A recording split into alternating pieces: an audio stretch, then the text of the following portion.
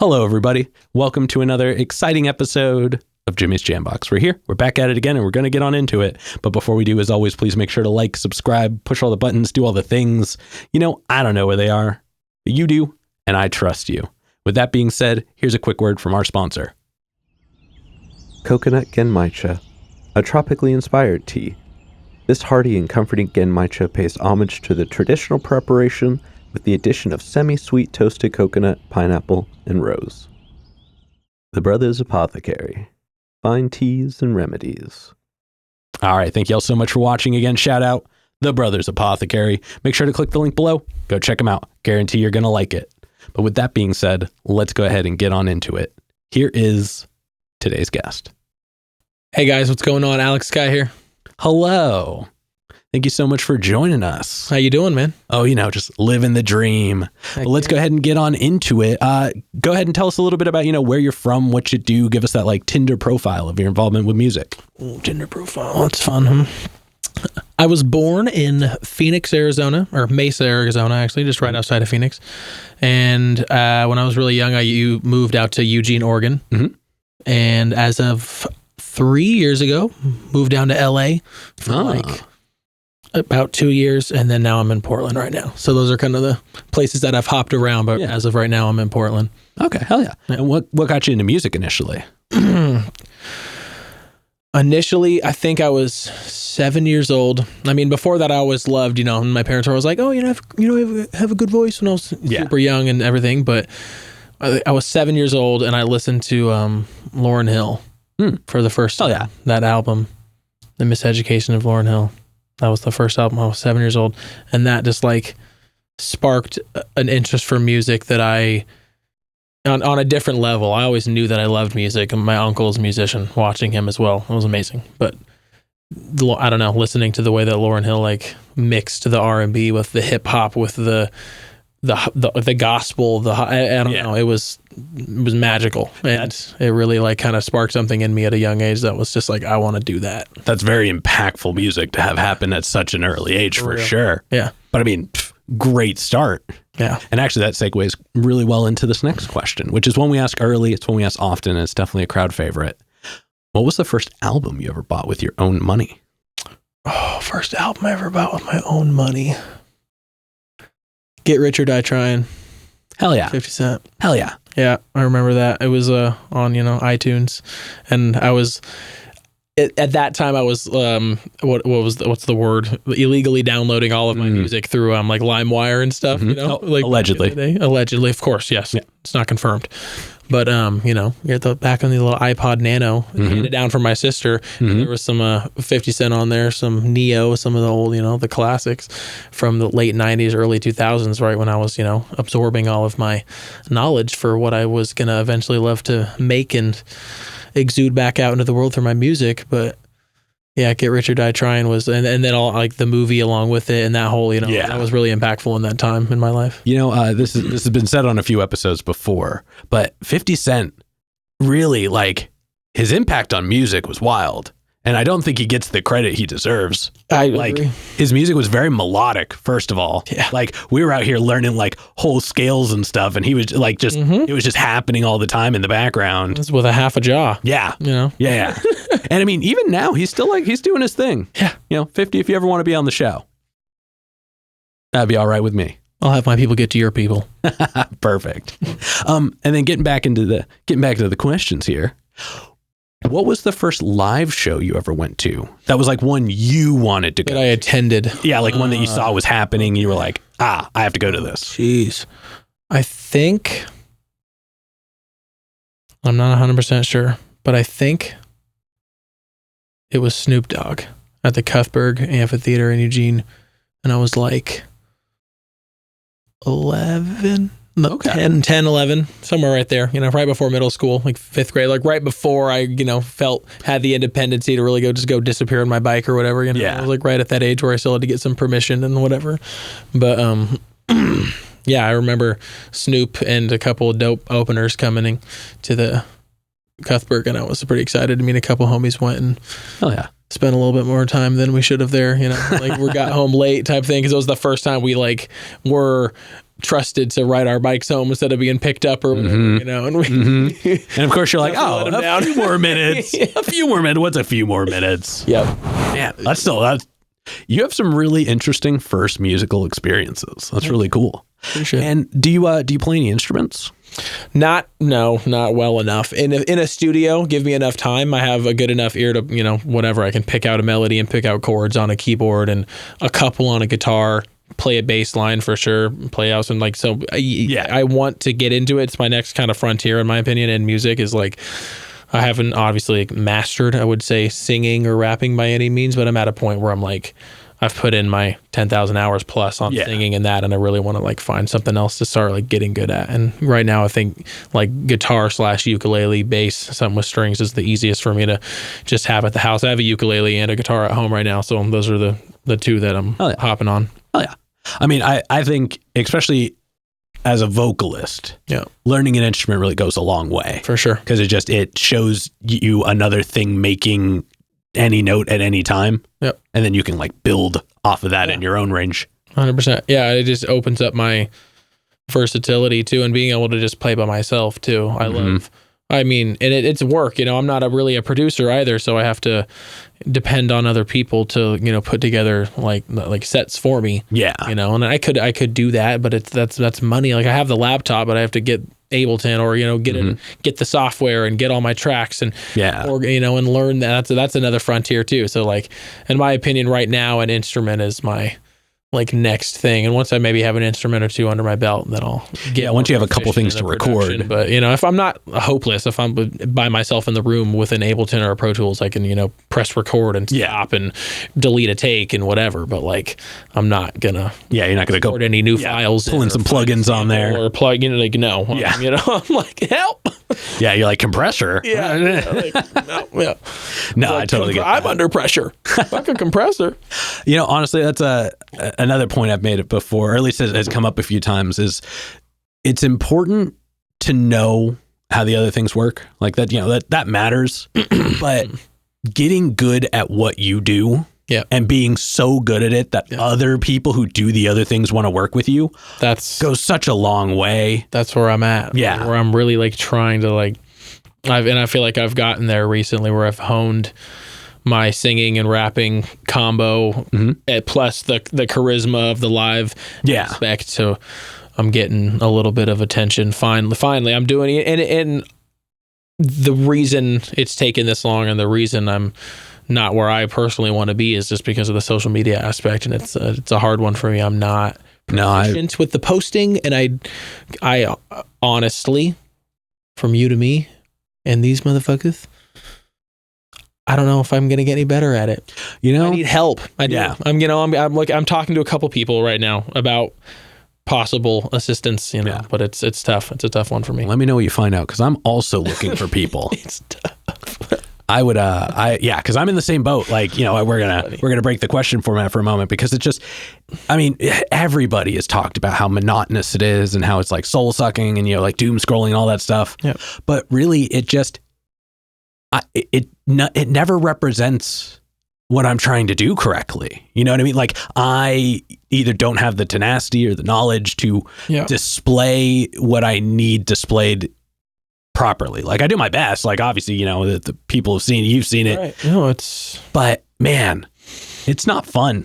It's not. It's like trying to like find out how to because like you can't see, effortlessly, that doesn't exist. But with minimal amount of effort, you can't just like go like water. You can't go the way of least resistance and get what you want, right? There's going to be resistance any time you want to get good at something, or if you want the podcast to keep looking better and better and the viewers to keep going up and up. And same with my music. If I want my videos to keep looking better, it's going to be resistance. There's going to be learning curves. There's going to Exactly. people that, that you thought were there to help saying no or whatever, just all the things. I mean, circling back to the social media part, it only grows when you do more. Yep. Like you have to do more. The more you do stuff, the more it gives to you within a degree. Like, yes, people are going to say, oh, well, if you do this certain thing, or if you do these aspects, you don't have to post as much because of this.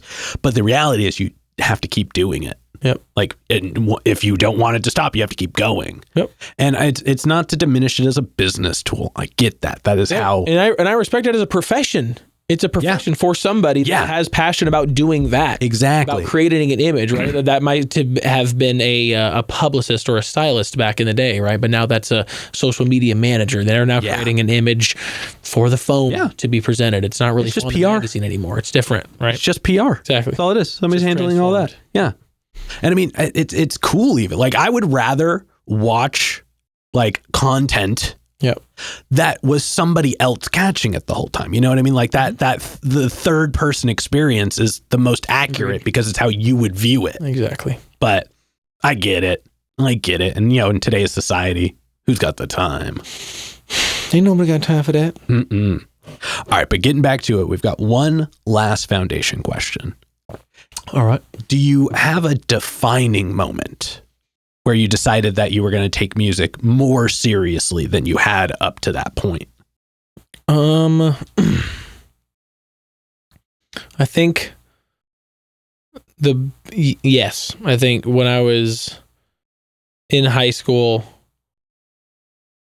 like I got accepted to the National Honors Choir and like got to perform in Carnegie Hall and went to New York and stuff. Wow. And just being in that room was crazy. I have had earlier, in my a cappella career throughout middle school and stuff, and working with older groups and stuff, and having amazing experiences. But going to Carnegie Hall and working with like 200 kids from Canada and America, like all of North America, literally, like the best people. Yeah. In this National Honors Choir, it was incredible hearing these 200 voices from across the country that were like fucking seamless. Yeah. It was crazy. It was emotional, it was moving. Yeah. Like, and that's coming from somebody that like has like, I love harmony. I love all that shit. And I thought I had really like gotten into it, but that moment took it even to another vista, another like place where I was just like, oh my God, dude, like this is what it's about. Like that sound, that feeling, if you can achieve that. And it's not always like, and I'm not like, I don't like listen to choral music every day, you know what I mean? But that moment is what really like realized. And I've had moments since then from other types of music and from other genres and other even just sources of media, like a good movie, good acting can move me. I'm like an ultimate empath, which is from another reason, another long story. But I mean, that's again, circling back to just your early music moments, like that sounds like such a powerful experience. Amazing. You know what I mean? Like, and to experience music being that powerful even. Yeah. That is just, that is one of those things that you like, like it would have to change your life. Yeah. No, I was just like a sponge in that room. Yeah. I was just like overwhelmed. And I stopped singing for a second, even like just to appreciate it. And it felt in that, like you could like hear a pen drop, right? There was like 200 people singing as loud as they fucking could, but you could hear a pen drop. If that makes sense. You know what I mean? Like it was, also it's Carnegie Hall. Focus was on that fucking moment. It was so amazing. Like, there's no recording allowed, right? Everyone's in the moment. It's just epic. Like, well, like, and I mean, that room was made. It's moving for sound. You know what I mean? Like it was designed to make sound good. Yeah. Especially from where you were. For real. Like, hell yeah. Yeah. Hell yeah. Melting. For real. All right, now let's go ahead and let's get on into you in the current day. But we're going to get a super easy one out of the way.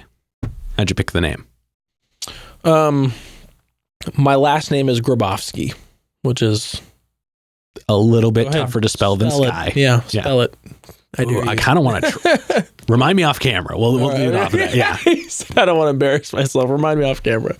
But it's Polish and it's long and it's, so I just dropped off the grab off and kept the Sky, right? Oh. It's SKY at the end. There's a hint for you. I mean, that was the part I was going to get pretty early. It's either I or Y, right? Yeah. So it's like, but yeah. It just makes sense. And the 2 X's and 2 Y's is just to Alexx Skyy seemed like a super generic.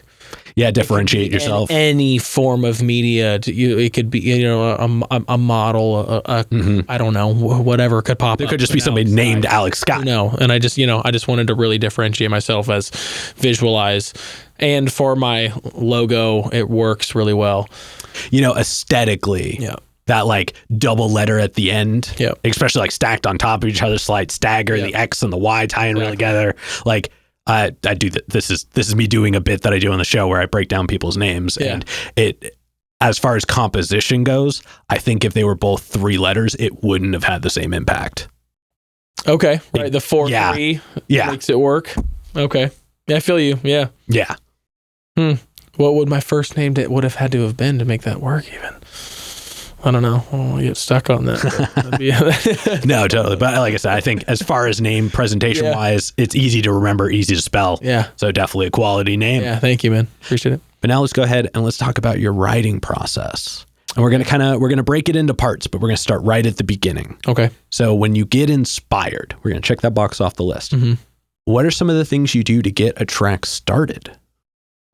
So it's very varied for me, depending. I mean, not really. I guess it's just kind of 2 different things that can happen anywhere, right?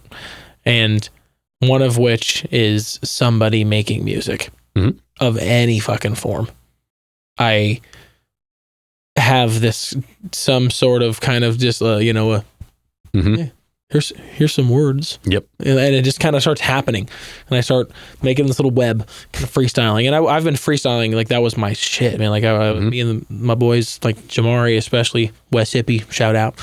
We would sit in my truck, man, in high school and just smoke obscene amounts of weed and freestyle for hours and hours and hours and hours until we we already heard this beat on YouTube. Ran out of beats type shit on YouTube. Yep. It's hard to where you have to completely change your algorithm of beats because it was like you kept finding the same ones. Yeah, start putting really strange words in the search, like it was getting sick beat pasta. Right. It was getting it was getting tough. But it's either when someone starts doing something improv that like sparks my improv. Or which is more often the case, probably like 75% of the time. I'm just like, I'm inspired by music. And like I need, if I'm in a studio, if there's anything being made, it's like, boom, it's just automatic. I have like this weird like AI or something in my head that just kind of starts like, this is the song that is appropriate for the chords that are being played at this rhythm. And I'm like, okay, cool. I don't like, not actually that, but it just, thanks, Elon. It feels, thanks. Exactly. Cyberlink is real. But yeah, it feels almost like I've heard other people explain it on other podcasts and other things. It feels almost like it's from somewhere else. Yeah. Like someone else. Yeah, you're just the conduit. It's just like, oh, here it is. Like, this is what's going to happen now. And it's just flowing. I'm not like, oh, what am I going to say for the next 10 words? No, the next 10 words it's already happened. By the time I just thought, what am I going to say for the next 10 words? 10 words just came out, you know what I mean? And it worked, and it freestyled, and it just happened, and it just happens. Yeah. And it's amazing, and I fucking love it. But I'm blessed that I can usually remember them, right? And that's where I go and get a lot of my writing inspiration from, is from my freestyles. Gotcha. Right? So you freestyle just regularly, but you write, do you mainly write for your own music, or do you freestyle that? If I freestyle final takes every once in a while, but rarely. Most of the time it's like, I take a freestyle and then I craft it into a written verse, and then I go and do my few takes, and then I do my harmonies and my backups and my whatever, and there's my verse and chorus, and put my song together from there. Yeah. And then once you get a track finished, so finished writing, it doesn't have to be produced and put out yet, but once you've finished writing it, how long does it usually take you to get comfortable performing it? It depends on the track, man. Like, it depends on how wordy my verses are. If it's super rap heavy or flow change heavy, and I gotta I'm not sure how I'm gonna approach this one yet, then sometimes it has to go in the vault. But sometimes if it's one of those conduit songs where it just came to me, and it just like every fucking intro to verse to chorus to bridge works, then it's like I could perform that shit the next day sometimes. Oh, yeah. You know what I mean? There's some of them where I keep it simple enough too, where it's more a little bit more poppy, a little bit more sing heavy. Yeah. It's like, oh, whatever. It's a fucking 12 bar verse, like easy, let's go. And it's like, do that shit in my sleep. You know, there's some easy ones that I just like, I love it. I love songs like that though too. You know, there's nothing against 12 bar verses and poppy music. If you're having fun and people are liking it, you know, I think if you do it for yourself, then it's fine. Yeah. You know what I mean? Like if everybody's vibing with it, but you were feeling good from the start. Yeah. Why not? And that's where I'm at with my music and my career. It's like I'm here to make music that I love, but not to the point of selfishness, right? Yeah. Like, I want to make money. Obviously, I'm not, you know, I want to be able to like live and eat off of the thing that I love. That's what everybody like dreams of, right? Is to be able to I don't need to be rich and drive Bugattis. I just need to he could take one single Bugatti. It's fine. I'm okay with one. No, totally. And you know, that's a little much. That I think is the forever debate between a lot of musicians and the art right now, especially right now. Yeah. And that's the like making music for yourself, making music for others, making it for I think, humble opinion, but I feel like you should, it's fine doing a mix of both. Right. But also there's no should. You can. Yeah. You can do whatever you want. Exactly. You can write a song that's purely noise. There's a whole genre dedicated that's to the it. human experience. Yeah. But you can also make music that you're like, everybody's going to love this. Turn around and talk a bunch of shit about that music though. So, yeah. you know. I mean, people are going to have opinions regardless. It's the one thing you can't take away. Exactly. So but the issue is that society has created a place where people who aren't in front of you can share their opinion about you. Right. And that's difficult because you can't rebuttal. Not even in an aggressive sense, but you don't have an opportunity to explain yourself. Yep. And what do? You go online and you try to do it there. You're just there are going to be people who are going to be like, oh, you did this online. It's not genuine. Basically, it's walking into a trap every time. You try to do that, you're going to get sideswiped. Exactly. Right? Get third party. But there are also some people who just enjoy doing that. Yeah, like their craft is that. Like that's how they, and you can't argue on anybody's finds side, joy and devil's advocate. Exactly. Like, and you shouldn't have to. Their opinion shouldn't matter, but it's gonna. Yep. Like, because music is so vulnerable. It is our craft and it's our art and it's what we love. Exactly. And we only share it because we want people to feel the pleasant feelings that we feel when we create it. Yeah. So to have, people like numbers on streams, all that shit, well, especially when they could be faked. Like you can't fake an audience. Yep. When you go and play a show, if there is an audience there will be an audience there. Yep. That's all there is to it. Exactly. You technically can't fake merch sales because an audience has to be there to buy the. What are you going to buy your own merch? You're going to end up in the hole. You're going to spend more money. Dealer, but yeah. But that's different. That's a different business. Doing your laundry with your laundry, I guess. Yeah, exactly. But yeah, it's just I don't know. That's neither here nor there, though. Let's get back into this. And for this next one, I want you to look at all of 2023. Okay. In that time, how did your process change? How did my process change in the last year? That's a tough one. I mean, last year was honestly a very transitional year for me, right? Just like moving back to Oregon from LA. Okay. So, I imagine that would have a big impact on it. Right, a big impact. And as far as not going back to Eugene, town that I was originally in, so my connections up here are still blossoming, right? So it's been a slower process this year for sure. Yeah.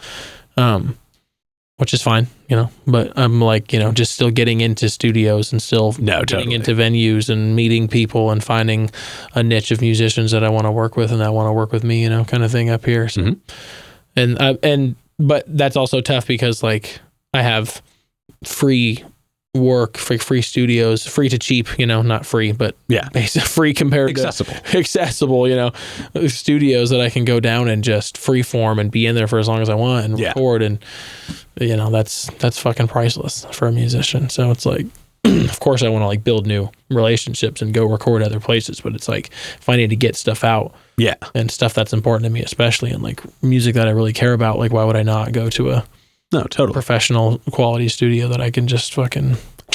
And sometimes the pilgrimage is the final icing on the cake even. You know what I mean? Like 2 that. hours ain't shit. Well, the intent the travel. It's one of the rare times where the destination is better than the journey. Right. But you like that can be a part, you know, it's like whatever like sports people do before things for good luck. You know what I mean? Like that can be part of the process. Of course. And you know, sometimes the open road for a little bit. It helps to warm up, especially if I have an earlier studio session at it's like my cousin's house, right? Like I go over to his, and it's a nice, you know, if I'm like, oh, I'm gonna be there at 11, so we can record like throughout the day, you know, whatever. Like that's better for you. Like I'm leaving Portland, you know, at 8:39 in the morning, and I'm just singing the whole way down. I'm just like getting warm, and by the time I'm there, I'm just just ready to go. And you could go go full volume in your car. You can you could be doing actual you could be doing the gyas. Exactly. And you can't like actually warm up when you're just like not in public at your crib. No. Like neighbors and shit. Yeah. I got a loud ass voice, so sometimes I'll be in the house and I feel subconscious. But in a car on the freeway? Nah. Ain't nobody Windows there. down, baby. Windows down. Yeah, it don't matter. You drive past that one person, they're like, was that the person? Like, you see them turn the head and you're like, yeah, I did that. Damn right. Hell yeah. Actually, that's a really cool point I never thought of before. Yeah. Vocalists, go warm up in the car from Straight now up, on. man. Yeah, it's that makes sense. Most like least anxiety inducing place for me to like sing for sure. Like by far. I don't know. Even doing dishes, you know, like I'm like subconscious somewhat about my volume for some reason, unless I'm on stage or in the car. I'm just blowing. Hell yeah. Now, for this next one, since we're talking about on stage, what is your favorite song to perform? Of my own? Yeah. My favorite song to perform, that's hard. I really, really like Disappointment, which is off my like 2018 or 2019. I don't know what year did that album come out. 2018 or 2019. But it's one of the bigger songs on the album, and I love that song. People love that song. Like live, it's just a great like, I don't know, it's a great back and forth. Yeah. You know, like it's about, you know, it's the typical like, you know, I saw you the other day. Prayed you wouldn't walk away. I had to ask you for your name, so I walked up and said, I can tell you're into now by the way you hide your smile. Like, you know, it's it just moves on its own. It's about the conversation, and it just works. And the beat, it's over this guy from the East Coast, Massachusetts, Donato, really dope producer. Donato, that's crazy. I used to write so much of my shit just over his beats, right? And then just like have a producer make a different beat, you know what I mean? And like make my song over that, because like Donato just had these super dope swings and samples and stuff that would, you know, help inspire. And I would, you know, just write on his SoundCloud and write a bunch of stuff and go and then change them and change melodies and change tempos and do what I had to do to like, you know, make it fit to a completely different beat. But like it was dope. Hell yeah. And his beat for that song, I actually bought that beat from him. Oh, okay. So you're like, look. Yeah. Like it happened finally. Exactly. I was like, respect, you know. Yeah. I think I bought 2 from him. I think Bread and Wine's actually a Donato beat too. Oh, perfect. Yeah, we're going to get into that in a little bit. I bought 2. Hell yeah. And then for this next one, I want you to look at your current music. And you can even consider stuff that isn't out yet, whatever your sound is at the moment. What are some of the characteristics or attributes of your current sound that you enjoy? I think it's just like at this point in music, there's lots of genre bending, you know, but I think I'm at a point where I'm like pushing that even a little bit further than like the typical genre clash of what you hear. Cause I mean, what I mean is, you know, production mainly, right, has been so melded at this point. You don't even have to have live instruments in the room, and you can have a funk influence with a pop drive and some R&B backup lyrics and some, well, you know what I mean? Like it doesn't have to be, like it's just a song now. No, I also listen to Mark Riblet. Right, exactly. I'm sorry, sure it's Mark Ribier, but Mark, I'm sorry. Shouts out.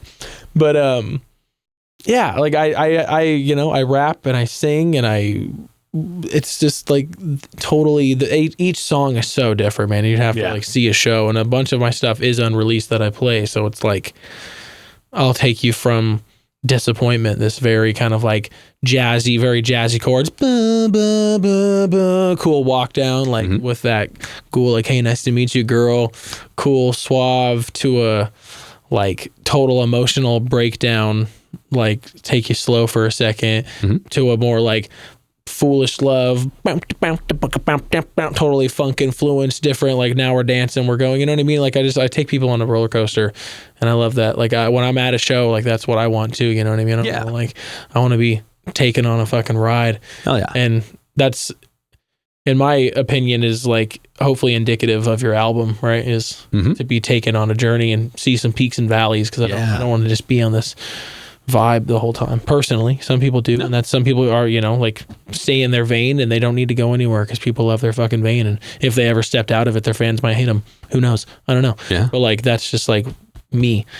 I love the, you know, I'm like, what the fuck? This artist does this too? Like I love that shit. You know, like Anderson .Paak is a great example of that. Very much so. Yeah. He's so amazing. I'm like, oh yeah. I mean, it's just how he can do what he does on drums while also doing the things he does on vocals at the same time, and then afterwards just being the most charismatic person in the room. Mind-boggling. Like he could replace the Dos Equis guy any day of the week. Oh, yeah. Yo, Dos Equis, He is the most interesting get Anderson .Paak as your new. Yeah, give him his respect. Pass down the torch, my man. Hell yeah. You know what? Everybody at Dos Equis on this one. That's today's comment campaign. Let's do it. That's awesome. Today's comment campaign. I just made that up right now, so hopefully that becomes a thing. Yes. Hell yeah. Now let's go ahead and let's talk about your most recent track. Okay. Perfect Time. Yeah, it's an emotional one for sure. You know, it's about a really like tough time in my life when I was getting out of, I was a senior in high school, so I was still in high school, I was 17.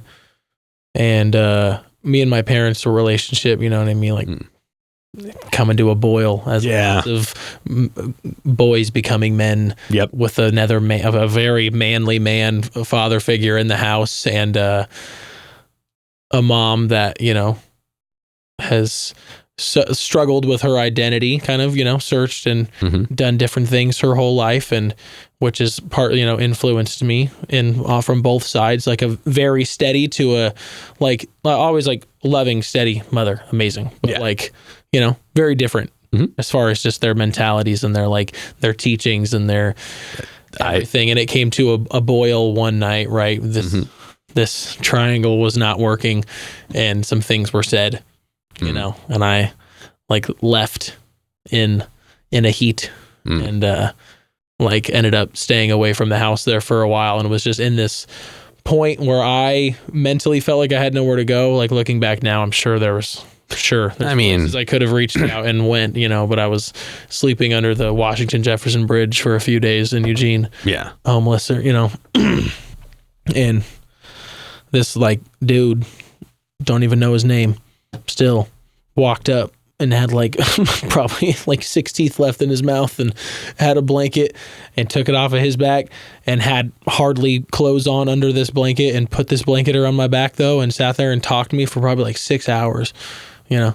Damn. Just under the bridge, and like about, I couldn't even tell you what the conversation was about now, but that, I'll tell you, that conversation like maybe saved my life, you know what I mean? It was, or at least steered it. It was crazy, like crazy night, and I'll never forget that. And so, yeah, I wrote a song about it, and that music video is a pretty like direct translation. I literally went back to my childhood house and walk off of the front steps for the beginning of the music video, and shoot the street cross of where I grew up and shit. And like, yeah.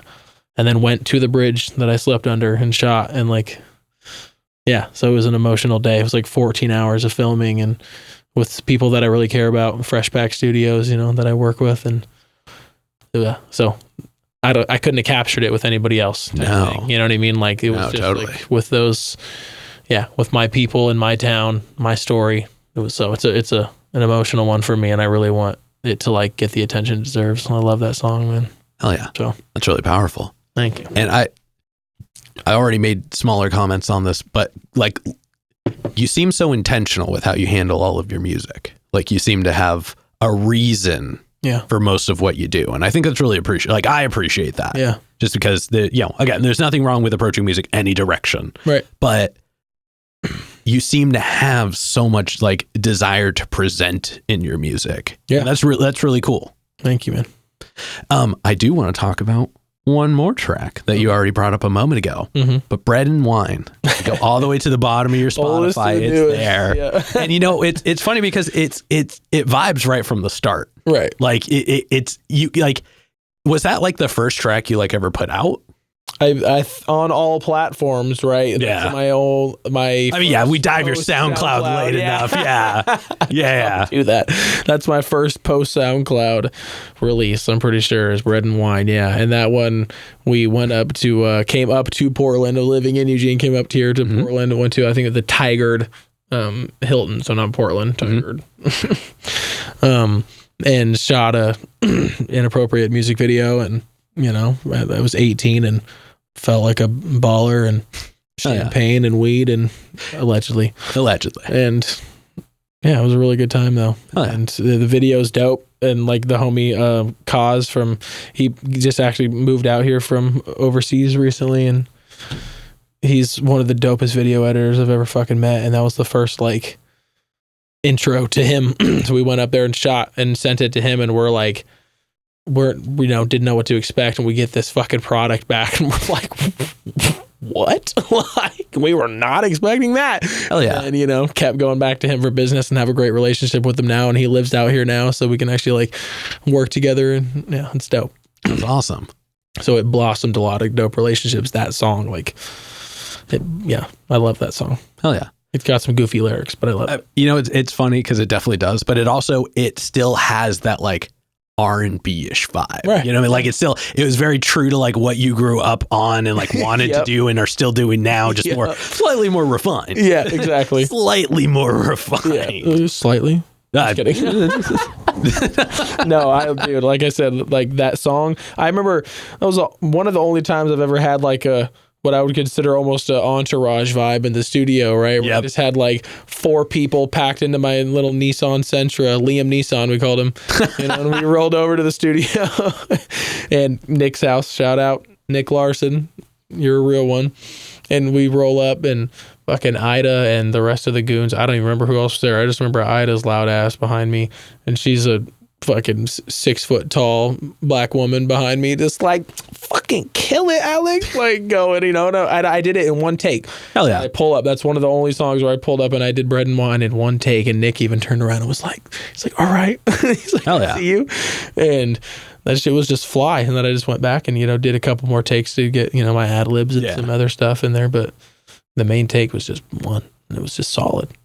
And I was like, we're shooting a music video to this shit, and it was the first time I ever was like, we gotta like make this shit right. Hell yeah. So yeah, that's awesome. And it's cool to see that there's like still that mentality even now, just more refined. Yes, sir. All right. Now we've got one last question to go in this middle portion. Okay. And this is probably the densest question on the interview. Okay. But we've talked a lot about, you know, your experiences with music, the actions, the reactions. But when it's just you and the music one-on-one, what does it give back to you? Oh my God. Everything, dude. That's the reason I have to, like you say, you know, the intention, the whatever, because I feel like we as humans, like almost don't deserve what music can do for people. You know what I mean? It's like, to me, it's the most powerful, like, form of media, and I'm obviously biased because I'm a musician. I'm not a painter, and I'd probably think painting was if I was a painter. But as a singer, like hearing real emotion like come through when somebody, it doesn't have to be a sad song, right? It can be they're all the emotion, jubilistic song. It can be fucking Happy by Pharrell Williams sang by the right, I don't care. If it's like, if it's sang with real intention and real humility, like, it makes me cry every time in a good way. I'm a crier, dude. Like, but no, totally. I'm an ultimate empath, like I said, due to past experiences. But like, I can't imagine anything more like pure than that, you know, than that feeling that music gives me. Like, literally today, I cried for no reason in the kitchen. There was a reason. Listening to music, because music made me feel some shit, and it was amazing. And it was a Miranda Lambert song. I do not even listen to country music like that, but Miranda Lambert just randomly came up on my thing because I have some country music in my Apple Music, my thousands of songs, and it popped up on my shuffle, and it's the song "The House That Built Me." And it's about her going home to having her hands on the front step in her back room where she played guitar and did her homework. And like, I don't even really have a house like that. We moved around quite a bit, but my family cabin that burnt down in the fires, in like the 2021 fires, like that place, man, it just brought up all the memories of that place, that's the house that built me. I won't take anything from a memory if you let me in, you know what I mean? And I was just like, fuck, and just started bawling, doing dishes. I was like, what? No, totally. Music, man, like just hearing her actually, because she means it. You can hear her in that song. She fucking means it. Like, it's dope. So that's what music does for me. Hell yeah. Thank you for sharing that. Yeah. All right, now we're going to go ahead and we're going to move on to some hypothetical questions. Ooh. And for these, sky's the limits. The questions are all made up and the answers are too. Sky's the limit. I like that. If you could work with any one person, the only requirement is they have to be alive. Oh, boy. Who would you want to work with and how would you want to work with them? Only get one? Yeah. Okay. Stevie Wonder. Okay. And I would have him like do whatever he wants. Like, make the track, please. Yeah. Help. But yeah, I mean, just like I would vocal coaching and all of it. I just wanted to hear what he has to say about what I do and just give me his fucking true, honest opinion. Be brutal. Give me what he thinks I could do better. Help me produce.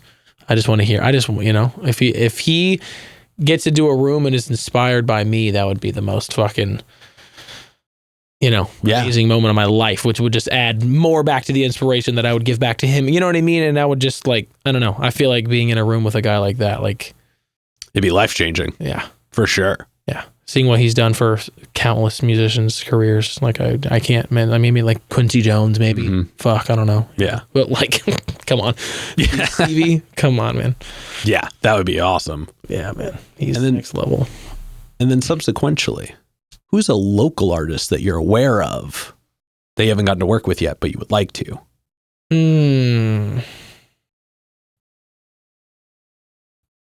Right now, Larissa, Birdseye. She's dope. We've talked, like we're like, we in theory have plans of meeting up, working, writing, etc. Which I would love. But she's really dope. I like opened up, just did a couple songs. Like my buddy Marcus M5, dope MC from Eugene, opened up a set for her, and I did like 2 songs, and she heard me sing and was like, yo, like backstage, like, you're a dope male vocalist, let's fucking link up. And we've DM'd a couple times on Instagram, but we haven't, she's touring and I'm touring and we're busy doing stuff and doing shit. So hell yeah, we'll link up at some point, I'm sure. Hell yeah. And then for this next one, like I said before, sky's the limits, and that's pretty literal in this one. But if you could perform anywhere in the world, and you wouldn't have to worry about crowd access, building stability, power, guaranteed best lineup, guaranteed best show. And it doesn't have to be a venue. Right. Okay. Yeah. So Like, you're talking like logistically, what could fit the most fucking people type or sonically, acoustically, whatever. Yeah. It would all work regardless of where you picked. Where would you want it to be? That's crazy.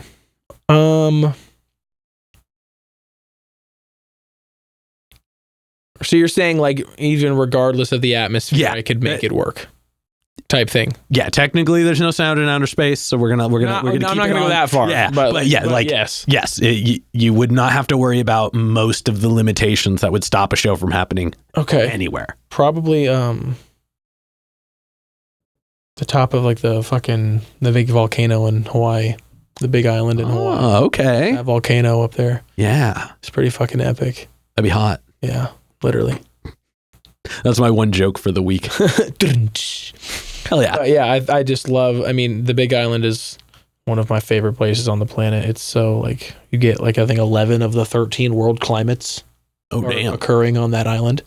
Yeah. Wow. It's not just a tropical island. It's like the most diverse place on the planet. Damn. Because it's the most extreme, like, elevating climbing place. It's the biggest mountain in the world if you count it from within sea level, right? It's way bigger than Everest, but it's just mostly under the ocean. Yeah. So, but it's crazy how diverse it goes from just, not just from the sides of islands, from like the subtropical to more, temperate to tropical to you get into this almost high mountain, almost deserty. Like it's so crazy how dramatic it changes when you get up in elevation up there.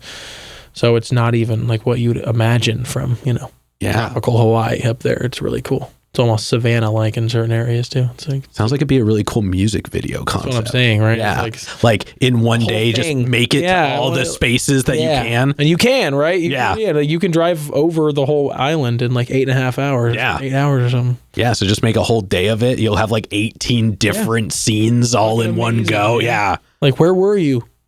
Everywhere. Yeah, exactly. It'll look like you were Mr. Worldwide. Yeah. And there's one point when me and my fiance were driving over Saddle Road on the Big Island, you look and the sun is like behind the clouds because you get so high, you're like in the clouds now, right? And it literally looked like the world was on fire under the clouds for a second, right? Like it was because the sun was getting lower, like not quite sunset, but it was under the clouds, under where we were, like somehow, it looked fucking crazy. Like it was one of the we were like, what? Where are we? It looked otherworldly. It was pretty mind blowing.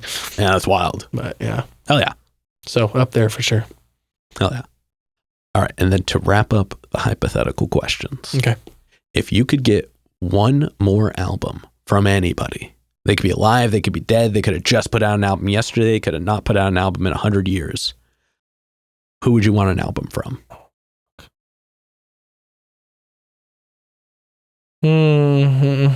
Like, I have somebody that like I want to say, but there's such a good chance that we're already gonna get a new album. Do I waste my wish off that? You know what I mean? Like, it's like maybe Prince. Okay. I don't know. Maybe not. He kind of got full of himself, I mean, I could see. I mean, I'll be honest. If you want some of the ones that have been said before, just so you can come up with a fun new one, Michael Jackson, big one. Tupac, Biggie, Prince, of course. But like, but Prince, like on a different level. But he just went to he went to a place. Yeah. That was usually I caveat attainable for most humans, kind of. Usually I attach to the question, when would you have wanted the album to come out? Okay. Yeah. Kind of add a dynamic layer. Marvin Gaye. Okay. Marvin Gaye. Great answer. That's who. Now I do want to know. Who. Now Marvin I do want to know, when would you have wanted that 80s. album to come out? So you wanted another 80s Marvin Gaye album? Probably like late, maybe early 90s. Okay. Like I feel like he could have probably murdered the influence of like true 90s R&B. Oh yeah. You know what I mean? Like really shook it up. Yep. From where it went cheesy, and like over harmony and over dancing in the rain and suited up. He could have shaken that whole and kept it classy for a lot longer. You know what I mean? I would have definitely taken a 95 Marvin Gaye album. Yeah. For sure. Hell yeah. Hell yeah. Good answer. Thank you.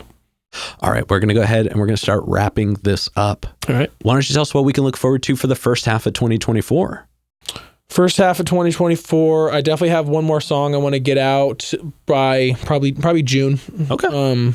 It's a kind of reggae pop island, like Hawaiian radio, whatever, in influenced, but it's definitely still R&B vocal and stylistically approached, with a dope female feature artist named Miss B Royal out of Long Beach.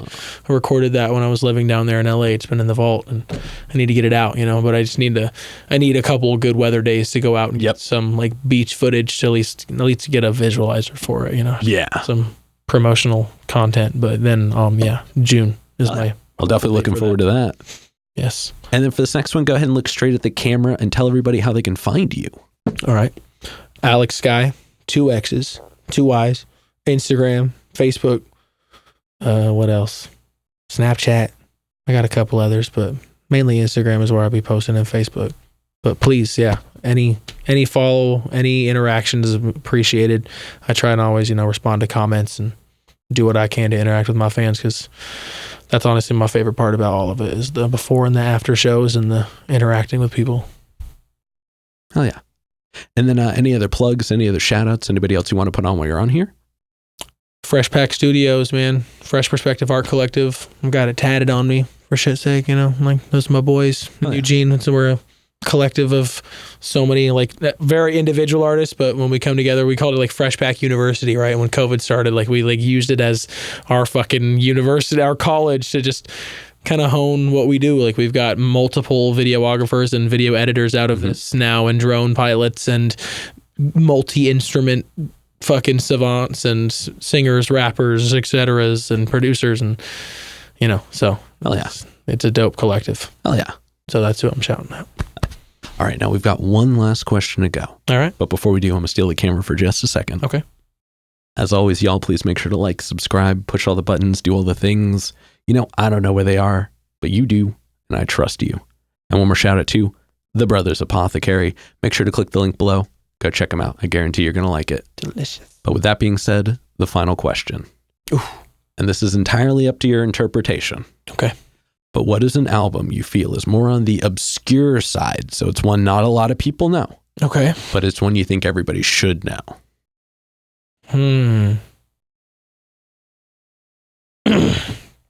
Okay. I think Kendrick's 2015 album, To Pimp a Butterfly, is the most like slept on hip hop album of all time. Maybe. Okay. Because it's, I mean, just okay, like, good the answer. background of it. Yeah. The background of it, man. Like the effort and the I don't even know, the conviction put into that album, dude. Like this most recent one he did too, but like that was the first time I really like saw Kendrick bare himself. No, it's world fleshless. Like he was just like, this is me. It's fucking such like a him dense crying on the fucking mic about his relationship with God and talking about his depression and alcoholism and abuse and oh my, like fucking crazy, man. Like it was so it's crazy. such a dense album. So crazy. Also, have you heard the theory that each of his albums is a different form of media? Yeah. I love that. And that, I mean, it makes so much sense. It makes so much sense. It clicked immediately. Right on the nose. But yeah, no, I mean, Kendrick in general is just one of those artists. He's not from this planet. No, he is somebody. He is somebody who has given 100% of himself to being a conduit. Yeah, like he does not even like. I don't even like. And I think Prince did too, right? But it like went. I think Prince came back at some point. He came back and it like went. And then he got back to like being a human too much. Yeah, he like went. And then like came back and thought he was like the shit because of it or something. I mean, I don't even know. See, but getting into that, I guess we're going to dive in that right before we close up, because I'm not like an avid Prince fan. Like I like his music, but I would never like I wasn't raised on it. Right. But I think the attitude was important. Yeah. Only because first of all, he represented a handful of demographics all in one place. Yep. Second of all, he wasn't he wasn't a gargantuan man, you know what I mean? He was small, and so I think his presence in his space, he had to be that way to a certain degree.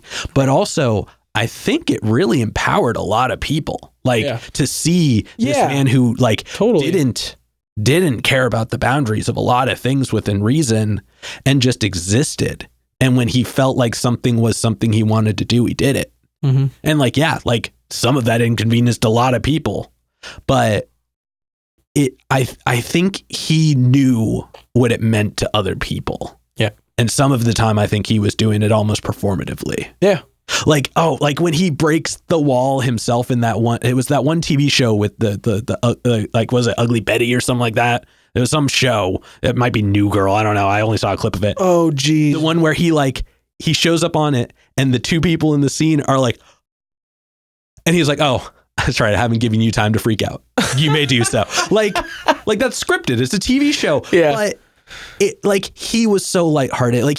He knew, you know what I mean? So really, I think that's what it was. I think that, and also he struggled with a lot of things outside of it. We will not say that he was not a balanced man, but I think it was necessary. Yeah. No, I agree. Yeah. I mean, and I just I know through my buddy Drew New Reb, he knows the Wookie Foot guys really well out in Minneapolis, and they kind of came up playing in his club and interacted with Prince and his people a lot. Yeah. And through their journey. And like, he had some amazing stuff that he did and allowed. And then there were some times where it was just kind of like, wait, Yeah. crazy. I mean, Prince is an amazing fucking dude. And yeah.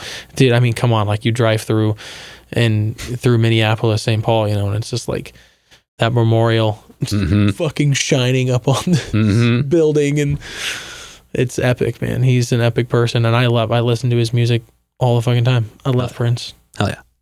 All right, we're going to go ahead and get up and out of here. Yeah. Thank you so much for joining us today. Thank you, man. I had a great time. Hell yeah. This has been another exciting episode of Jimmy's Jambox. I'm Jimmy. I'm Alex. And we're signing off. Later, y'all. That's a wrap. This is not a podcast.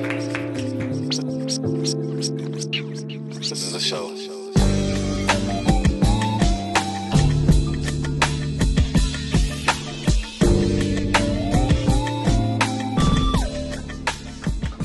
Keep jamming.